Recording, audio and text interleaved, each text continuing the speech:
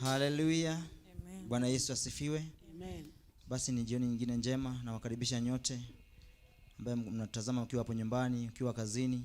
Karibu sana ukaungane pamoja nasi jioni ya leo tunapoenda kumsifu Bwana. Najua kwamba Mungu ataweza kuwabariki. Amen.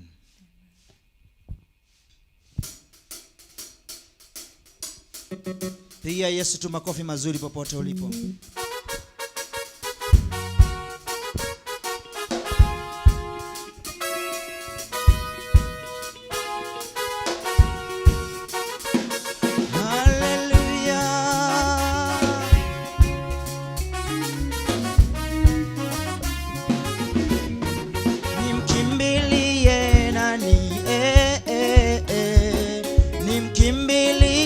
Yesu Mwokozi wangu,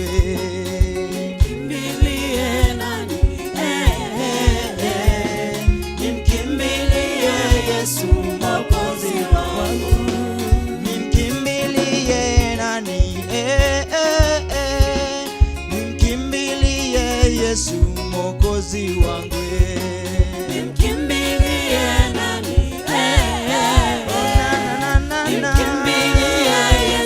Mwokozi wangu, oh, nimkimbilie nani?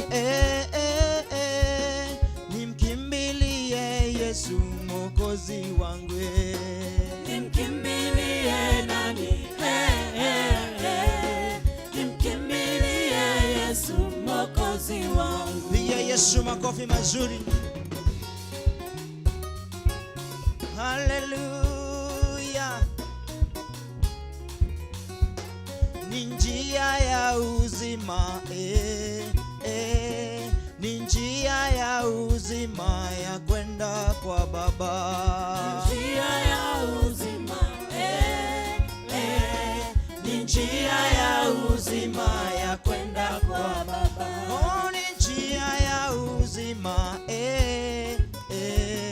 ni njia ya uzima ya kwenda kwa Baba. Njia ya uzima, ni njia ya uzima ya kwenda kwa Baba. Bwana ameinuliwa mtazame, Bwana ameinuliwa mtazame utapona. Bwana ameinuliwa mtazame, haleluya. Bwana ameinuliwa mtazame utapona. Oh, Bwana ameinuliwa mtazame, Bwana ameinuliwa mtazame utapona. Bwana ameinuliwa mtazame, Bwana ameinuliwa mtazame. Haya, inua Yesu juu. Haleluya. Bwana ameinuliwa mtazame utapona. Bwana ameinuliwa mtazame, Bwana ameinuliwa mtazame utapona. Bwana ameinuliwa mtazame, haleluya. Bwana ameinuliwa mtazame utapona. Oh, tunamuinua mtazame Bwana, yeye ameinuliwa mtazame utapona. Bwana ameinuliwa mtazame, Bwana ameinuliwa mtazame. Wapi vigelegele kwa Yesu jamani? Haleluya. Piga Yesu makofi ya juu. Bwana ameinuliwa jioni ya leo. Katika maisha yako ameinuliwa. Oh, Yesu ameinuliwa, mtazame. Bwana ameinuliwa, mtazame utapona. Bwana ameinuliwa, mtazame. Bwana ameinuliwa, mtazame utapona. Oh, tunamuinua, mtazame. Bwana ameinuliwa, mtazame utapona. Bwana ameinuliwa, mtazame. Bwana ameinuliwa, mtazame utapona. Haya, cheza kwa Yesu kidogo. Jitingisha tu kidogo namna hiyo. Inua mikono juu kumsifu Bwana. Yeye ameinuliwa. Ainuliwe Bwana wa mabwana. Ainuliwe, ametenda mema. Ainuliwe Bwana wa mabwana. Ainuliwe, ametenda mema. Oh, ainuliwe Bwana wa mabwana. Ainuliwe, ametenda mema. Ainuliwe Bwana wa mabwana. Ainuliwe, ametenda mema. Oh, tumuinue Bwana wa mabwana. Ainuliwe, ametenda mema. Ainuliwe Bwana wa mabwana. Ainuliwe Bwana. Ainuliwe, ametenda mema. Inua huyu Yesu. Haya.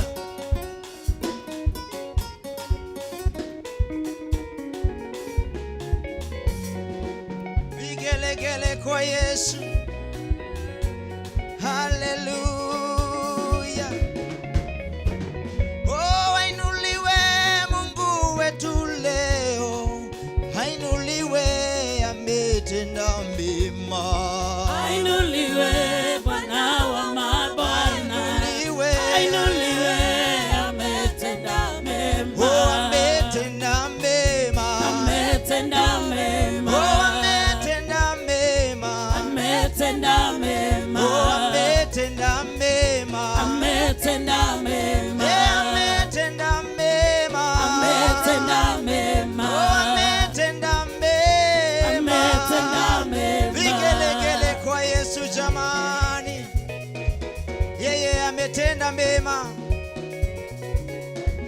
Tunamuinua huyu Yesu kwa kuwa ametenda mema katika maisha yetu.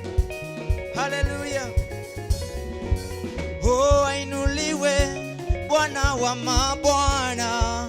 Ainuliwe, ametenda mema.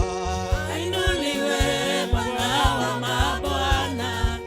Ainuliwe, ametenda mema. Oh, ainuliwe Bwana wa mabwana.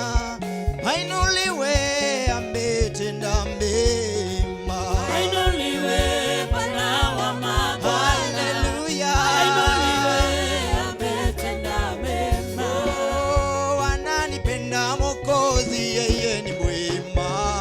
Ananipenda Mwokozi, yeye ni mwema. Oh, ananipenda Mwokozi, yeye ni mwema. Ananipenda Mwokozi, yeye ni mwema. Oh, ananipenda Jehova, yeye ni mwema. Ananipenda Mwokozi, yeye ni mwema. Oh, tunamuinua Mwokozi, yeye ni mwema. Ananipenda Mwokozi, yeye ni mwema. Oh, ananipenda Mwokozi, yeye ni mwema. Ananipenda Mwokozi, yeye ni mwema. Haya, cheza kwa Yesu jamani. Haya, kula lingala kwa Yesu. Haleluya. Haya, cheza kwa Yesu jamani. Inua Yesu, inua. Inua. Inua. Yesu, Inua. Yesu, Inua. Yesu, Inua. Yesu, Inua. Yesu, Bariki. Yesu, Bariki. Yesu, Bariki. Yesu. Vigelegele kwa Yesu jamani. Haleluya. Oh, ananipenda Mwokozi.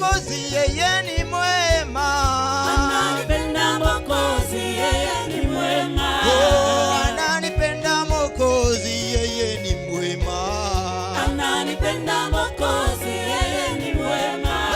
Tunamwimbia Mwokozi, yeye ni mwema. Ananipenda Mwokozi, yeye ni mwema. Oh, amenibariki Bwana, yeye ni mwema. Ananipenda Mwokozi, yeye ni mwema. Ninamsifu Mwokozi, yeye ni mwema. Ananipenda Mwokozi, yeye ni mwema. Ananipenda Mwokozi, yeye ni mwema. Ananipenda Mwokozi, yeye ni mwema. Vigelegele kwa Yesu jamani. Aya, cheza kwa Yesu. Aya, jitingisha tu kidogo namna hiyo. Twende.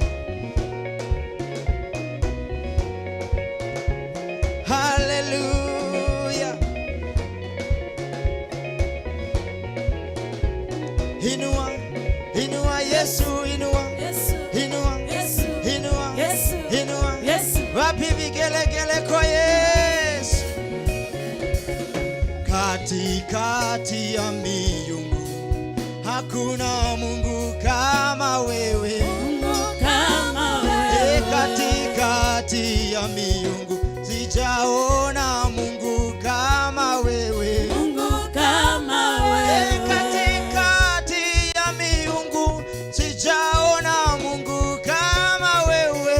Mungu kama wewe. Mungu kama wewe. Mungu kama wewe. Mungu kama wewe. Mungu kama wewe. Mungu kama wewe. Mungu kama wewe. Mungu kama wewe. Mungu kama wewe. Bwana. Bwana. Bwana. Bwana. Bwana. Bwana. Bwana. Vigelegele kwa Yesu jamani. Katikati ya wafalme wote, wewe peke yako unabaki kuwa Mungu. Haleluya. Pigia Yesu makofi ya juu.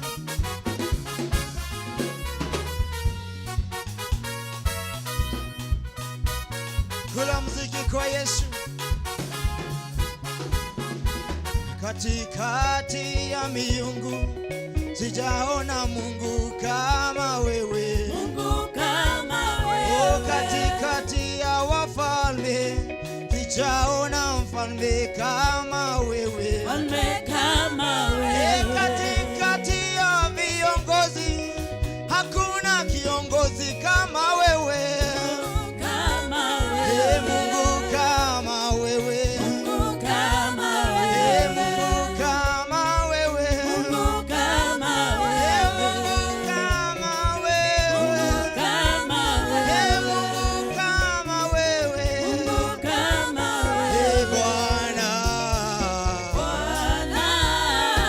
Bwana. Bwana. Oh Bwana. Bwana. Bwana. Bwana. Bwana. Pigia Yesu makofi mazuri. Haleluya. Hakika wewe ni Mungu. Tunakuabudu Yesu. Katikati ya miungu yote wewe ni Bwana. Haulinganishwi kamwe Yesu. Utabakia kuwa Mungu milele na milele Bwana. Ninakuabudu. Ninakuinua Yesu. Fungua tu kinywa chako popote ulipo. Ukamwambia Bwana, katikati ya miungu yote sijaona Mungu kama wewe. We worship you Jesus. Tunakuabudu Bwana. Uinuliwe Yesu. Asante Bwana kwa wema wako.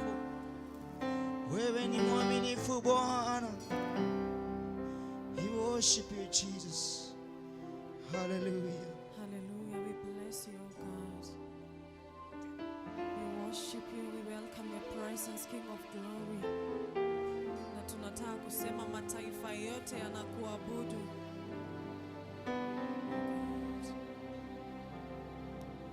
Mataifa yote yanakufahamu.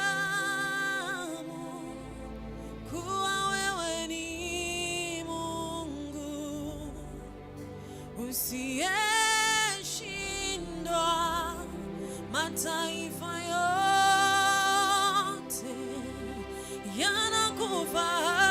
yanakufahamu kuwa wewe ni Mungu usiyeshindwa, usiyeshindwa, usiyeshindwa.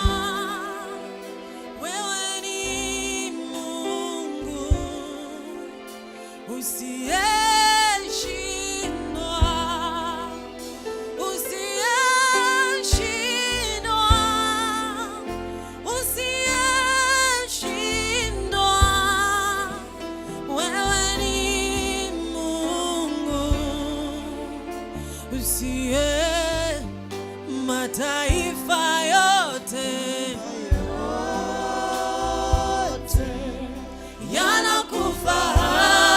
yanakufahamu kuwa wewe ni Mungu usiyeshindwa, mataifa yote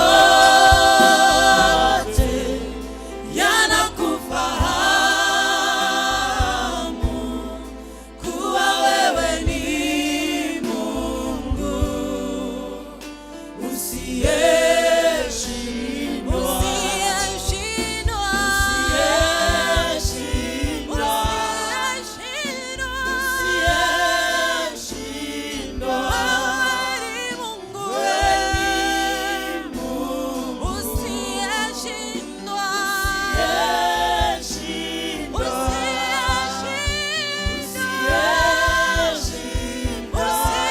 usiyeshindwa, usiyeshindwa.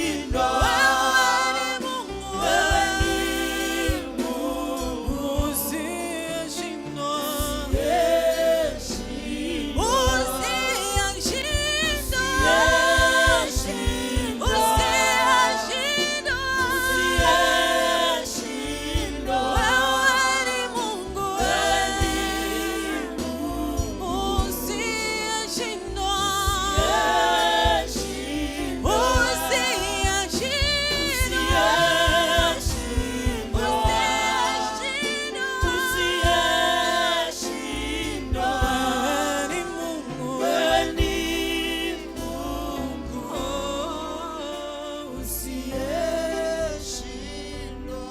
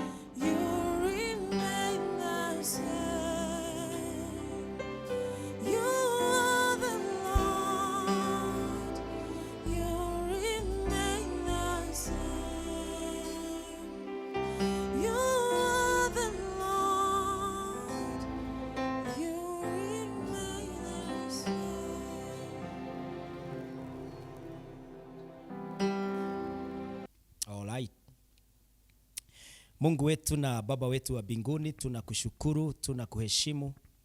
Wewe ambaye umeketia kiti cha enzi, wewe ambaye ni Mungu leo, jana na hata milele. Wewe ni Mungu ambaye uliumba, haukuumbwa. Vitu vyote Bwana zinatoka kwako, nguvu na mamlaka yote ni yako Mungu. Wakati Mungu malaika wanainama na viumbe wote wanainama mbele zako, hata nasi Mungu tunatokea mbele zako tukiwa tumeinama kukutambua, aliyeumba milima, mabonde, ukaumba bahari. Wewe ndiye ulifanya usiku na mchana, Baba wetu wa mbinguni, uliyefanya hata ndege wa angani. Wewe ambaye unashikilia uhai wote, hata watu wote, wanadamu wote, uhai wetu ni ndani yako. Rasilimali zote Bwana ni zako. Ukuu, ufalme ni wako Bwana. Tunakutambua, tunaliinua jina lako, tunakuheshimu tukisema wastahili sifa na utukufu na heshima. My God and my Father, I pray as we bow before you Almighty, ya kwamba Mungu unapotembelea wapendwa, unapoachilia Mungu wetu baraka juu ya maisha ya wapendwa, unaposhuka kujibu maombi, ya kwamba Mungu utatujibu maombi yetu, utajidhihirisha, utatembea pamoja nasi, na kesho yetu ni jema kuliko leo, katika jina la Yesu Kristo. My Father, my God, we know you are holy, lakini ni sisi ni watu hatujakamilika, hatujafikia kiwango. Tunaomba Bwana tusamehe katika jina la Yesu. Tusafi kwa damu ya Yesu, ili tukubalike na dhabihu zetu mbele zako, na ili Bwana maombi yetu hata naye ukaipokee katika jina la Yesu Kristo. Naombea kila baba ambaye anaungama dhambi zake, kila mama anayetubu dhambi zake, kila kijana ambaye anaungama dhambi zake. Bwana tuhurumie, anza nami Mungu, unihurumie, unitakaze, ukiniosha, ukinisamehe kwa damu ya Yesu. Mungu wangu wapendwa, ndugu zangu na dada zangu wote Bwana warehemu, ili tukupokelewe na wewe, na ili dhabihu yetu ikubalike uweponi mwako katika jina la Yesu Kristo. Thank you Almighty for loving us, kiwango ya kwamba ukamtoa mwanao wa pekee, ili yeyote ya kuaminia asipotee, bali apate kuwa na uzima wa milele. Tumempokea Yesu, na ndio maana kwa jina la Yesu tunaomba Bwana utusikie, tunaomba Bwana ututendee, tunaomba Bwana ujionyeshe juu ya maisha yetu katika jina la Yesu Kristo. Baba wetu, ni asante kwa upendo wa aina hii, ni asante Bwana kwa kutuwaza mawazo mema, ni asante Mwokozi kwa mpango ulio nao juu ya kila maisha ya mmoja wetu. My God, we thank you and we bless you that we have become your children, you have become our Father, and that every day your presence is abiding with us. Tunakushukuru na tunasema ni asante. Mungu wetu, umetutendea mengi, tumeona mkono wako juu ya maisha yetu, na ndio maana nafasi hii tunaichukua kukushukuru. Wewe ambaye umepambana na maisha yetu, ukaangusha maadui wote, ukasabaratisha na ukaibisha maadui wetu katika jina la Yesu Kristo. Somebody thank the Lord for all the battles that the Lord has won for you. Somebody thank the Lord for all the powers of darkness that have been overcome by the name of Jesus for us in the name of the Lord. Mungu wetu, ni asante kwa kusabaratisha maadui wetu, ni asante kwa kutegua mitego yote, ni asante Bwana kwa kupambana na hali zote za maisha yetu na ukajionyesha. Pokea sifa wewe Mungu upiganaye vita, ili Bwana tupate ushindi. My God and my Father, we thank you for the provision of our needs, oh God. Ni asante kwa kufungua milango iliyofungika Bwana, ni asante kwa kubariki wanabiashara, ni asante kwa kubariki walioajiliwa, ni asante kwa kutupa riziki. My God and my Father, wewe ndiye Mungu, barikie kazi ya mikono yetu. Thank you oh God for what you are doing. Watu wanaofanya biashara kubwa, biashara hata za ng'ambo, asante kwa kuwajalia wapendwa hao wote. Tuko na shukrani mbele zako. Hata watu ambao wanafanya kazi katika nchi za ng'ambo, Bwana tunakushukuru, na ninawaombea pia ya kwamba watajawa na shukrani zaidi na zaidi kwa sababu ni wewe unawahifadhi. My God, I thank you even for this altar, ya kwamba umekuwa ukitunenea kutoka hapa, tumekuwa tukiombea hapa, na unashuka, unatembea,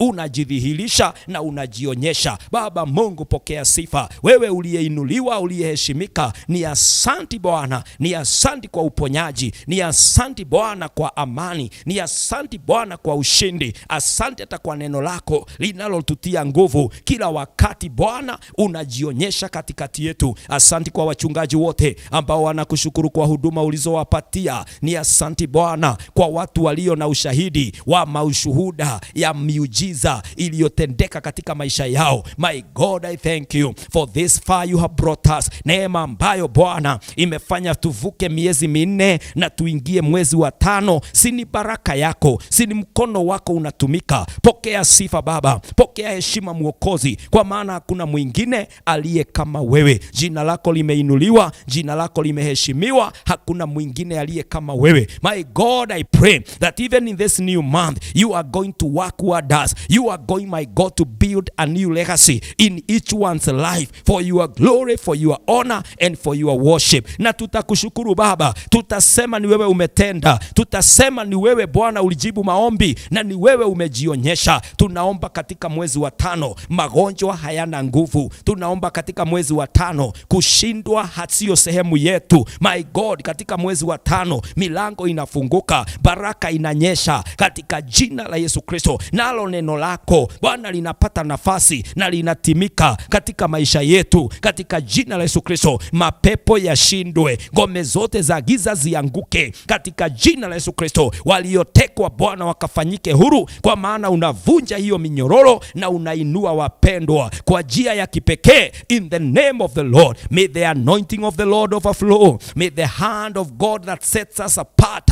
be effective in our lives. In the name of Jehovah God, my Lord, mlango ambao umeamua tutaupitia, tutapita. Hakuna lango litatuzuia katika jina la Yesu Kristo. Malango ya kuzimu ulisema kanisa halitapingwa. My God and my Father, we bind every force of the enemy. We overcome by the grace of God. And my Lord, we release our blessings. We pray that favor after favor is our portion in the name of the Lord. May healing take place, oh God. May breakthrough take place, oh God. May the hand of the Lord work out miracles, signs and wonders in our path of life in the name of Jehovah God. Mungu wetu ishie milele. Wewe ambaye umetamalaki, umetukuka na umeinuliwa juu, Bwana pokea heshima hata utukufu. Tunaomba hata leo Bwana utunenee kwa neno lako. Bwana utujalie na utunemeshe. We look up to you God. We wait on you Jehovah. We open our hearts and our lives, oh God, that you can minister to us, that you can align us in this month with your will in the name of Jehovah God. Mungu wetu jidhihirishe, kwa sababu wewe tunakutarajia. Wewe ni tumaini, tegemeo na kesho yetu Bwana. Ni mkono wako Bwana utatubeba. Ni asanti kwa maana unasikia. Ni asanti kwa maana unatutendea. Ni asanti kwa maana utajidhihirisha. We love you Lord.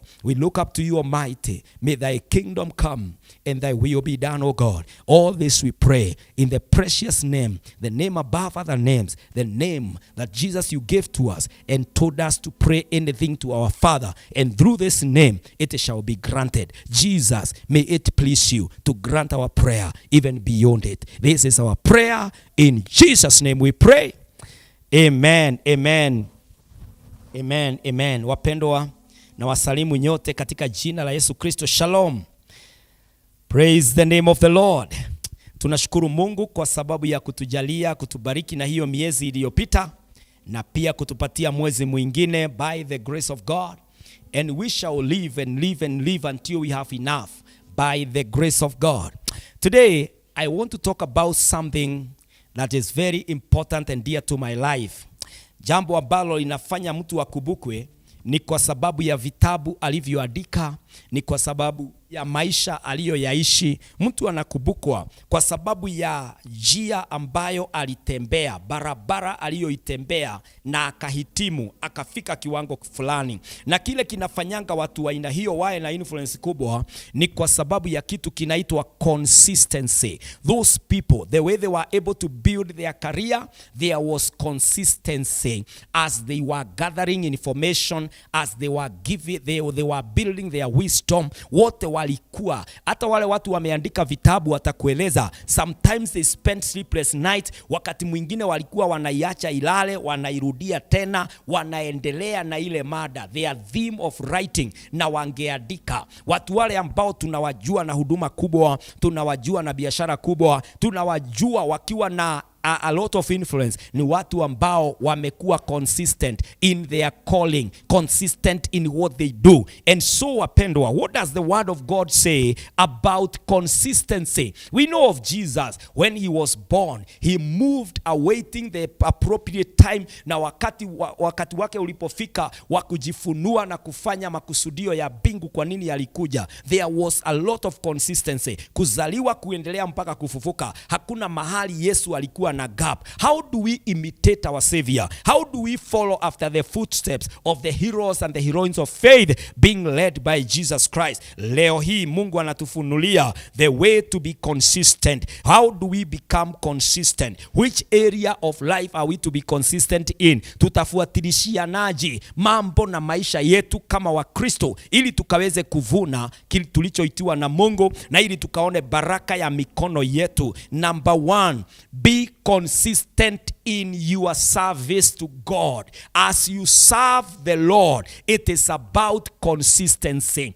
It is about being present from day one all the way, answering the call of God. Consistency. The Bible says this in 1 Corinthians chapter 15 and verses 58. 1 Corinthians 15 and verses 58. The Bible says, therefore, my beloved brothers, be steadfast, immovable, always abounding in the work of the Lord, knowing that in the Lord your labor is not in vain. Knowing that in the Lord your labor is not in vain. Apostle Paul says, be steadfast, be immovable, always abounding. It is about consistency. Be steadfast, be immovable, always abounding. Consistency, consistency, consistency in the service to God. Unajua what we have today, wapendwa? We have on and off Christians, on and off ministers, on and off believers, servants. Leo ako kwa vineyard, anaenda miezi 6, anaenda mwaka mzima. By the time they report back, ile shamba ishashabuliwa na wanyama, lile shamba limekanyangwa, ua yake imeanguka, hata kumemea mapando mengine ambayo sio ya Mungu. Wapendwa, serving the Lord is about consistency. It is about doing that thing that the Lord called you to do. If you are a worshiper, you become a consistent worshiper. If you are a gospel musician, you be consistent in your gospel singing. If you are a pastor, you continue shepherding consistently. Mahali ambapo mwito ambao Bwana amekuita nao, it is about consistency in that ministry, consistency in that service. Wacha kulala ukiamuka, amua. Kama umesimama, simama to the end. Kama umeitwa, itika to the end. Yani fanya kazi ya Bwana bila kuwa kuna yumba yumba. The Bible says in Galatians chapter 6 and verses 9. The word of the Lord says this in Galatians 6 and verses 9. And let us not grow weary of doing good, for in due season we will reap if we do not give up. And let us not grow weary of doing good, for in due season we will reap if we do not give up. Wapendwa, lazima ukiitwa na Mungu, fuatilia aliyekuita, fuatilia mwito ulioitwa naye, ukuwa mtu ambaye anafanya kazi na consistency. The Bible says this in the book of Luke chapter 16 verse 13. Unajua watu wanaitwa alafu wanaanza kuhangaika na kuchanganyikiwa. The Bible says this in Luke chapter 16 and verses 13 about consistency. No servant can serve two masters, for either he will hate the one and love the other, or he will be devoted to the one and despise the other. You cannot serve God and money. Consistency. If it is on God, follow the Lord.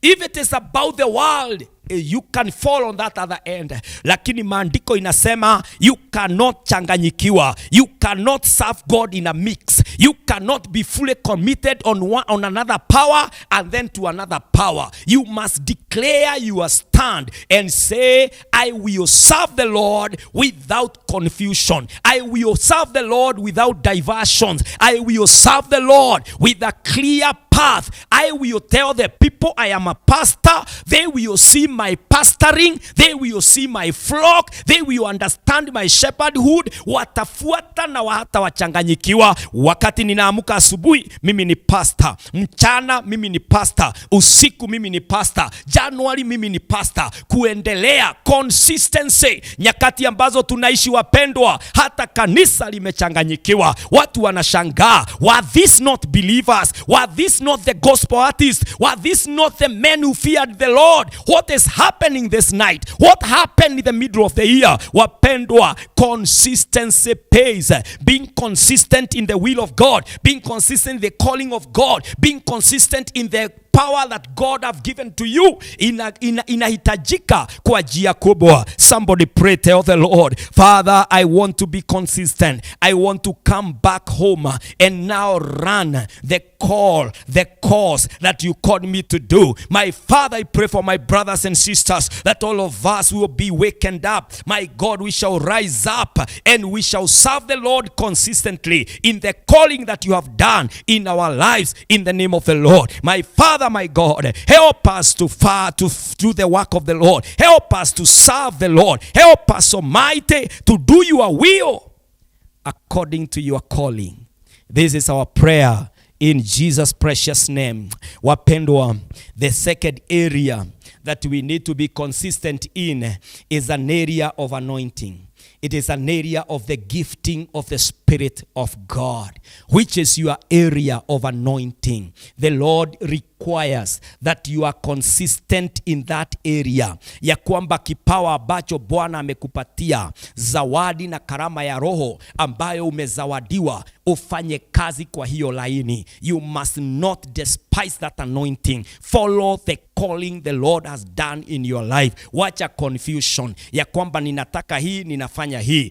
Kama umeitwa kama mchungaji, simama kwa laini ya preaching and teaching. Kama umeitwa katika area ya prophecy, simama kwa hiyo area. Kama wewe ni muinjilisti, fuata hiyo anointing, the grace ambayo Bwana amefanya katika maisha yako. The Bible says this in 1 John and chapter 2 verse 27. 1 John 2 and verses 27. The word of the Lord says this, but the anointing that you received from him abides in you, and you have no need that anyone should teach you. But as his anointing teaches you about everything and is true and is no lie, just as it has taught you, abide in him. Walk in that grace. Serve the Lord in that anointing. Usichanganyikiwe vile ambavyo Bwana alikuita, mwito ambao Mungu aliufanya wewe, perfect.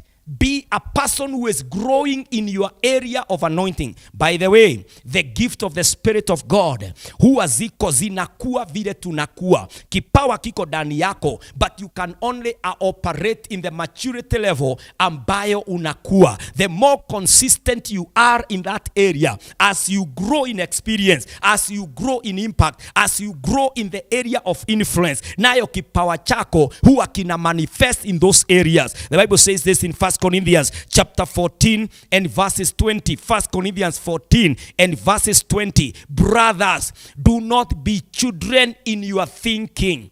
Be infants in evil, but in your thinking be mature in your mind, because the gift of the Spirit will use your mind most of the time. Apostle Paul says you must mature in your mind. You must get and you must achieve the mind of Christ inside you. Lazima usimame kama mtu ambaye anajua mwito wake. Hii ndio area yangu. Like myself, I am a preacher, I am a teacher. Wakati ninasimama kwa madhabahu, wakati ninaingiana na watu, wakati I am in a conversation, I must ride, I must drive, I must be perfected in my area of anointing. Wapendwa, consistency in the anointing is a requirement. It is a demand. If you are going to end up somewhere, you must be a man, you must be a woman who knows your anointing. You understand the grace upon you, ya kwamba utaweza kunawiri katika zawadi yako na karama yako ya roho, na utaweza kutumikia Mungu. Utafanya kazi ya Bwana kulingana na ile area ambayo amekuita, ambayo amekutunuku na amekubarikia katika jina la Yesu Kristo. In the churches today, people are confused. Watu hawajielewi. Hakuna anointing watu wana operate under. Kila mtu anacheza kulia, anacheza kushoto, haelewi yeye ni nani. I pray that after this message, somebody will sit down and ask the Lord, what is my gift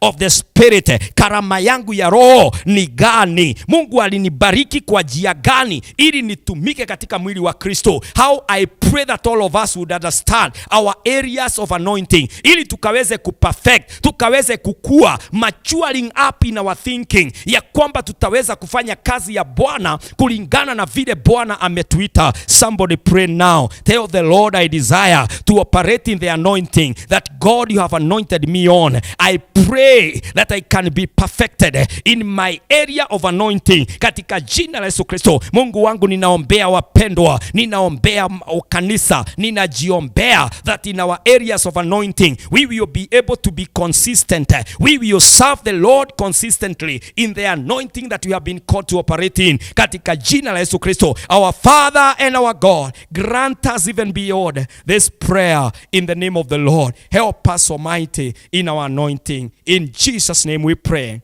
Hallelujah. May the Lord help us that we will be consistent in our anointing.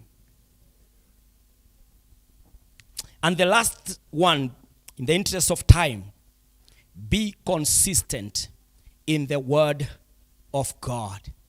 Be very consistent that the word of God speaks to your life, that you understand the word of your season, that you are able to know what the Lord is saying to us, because our God speaks through his word.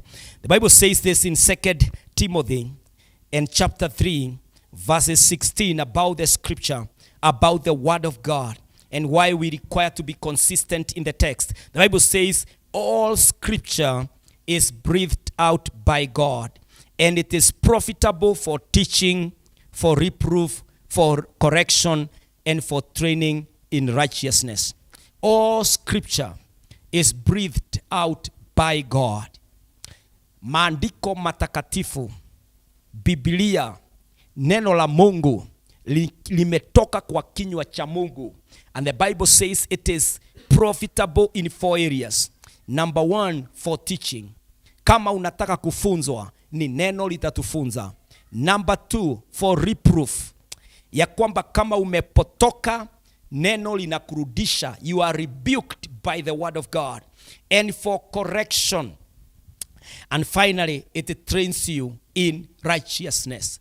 Wapendwa, the word of God, if you want to live out a Christian life that has fruit, a Christian life that you are not ashamed about, be a person who goes back to the scriptures and you read the word of God. The word of the Lord says this in Ephesians chapter 4 and verses 1. Ephesians chapter 4, the consistency in the word of God. Ephesians 4 verse 1. I therefore, a prisoner for the Lord, urge you to walk in a manner worthy of the calling to which you have been called.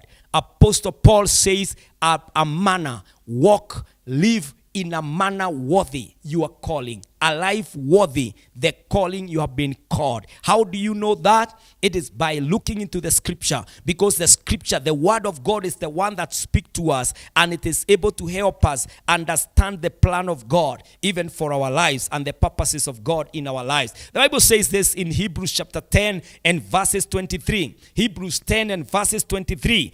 Let us hold fast to the confession of our hope without wavering. For he who promised is faithful. Let us hold fast the confession of our hope without wavering. For he who promised is faithful. Hallelujah. The consistency of the word of God, our hope, we should not be confused. Our hope in the Lord, our waiting on the Lord should not be confused. Kwa maana yeye aliyeahidi, aliyetupatia lile tumaini ni mwaminifu wa kututendea. The Bible says this about our God, the last scripture I am mentioning when we are talking about consistency in the word of God. Hebrews chapter 13 and verses 8. Hebrews 13 and verses 8. The word of the Lord says, Jesus Christ is the same yesterday and today and forever.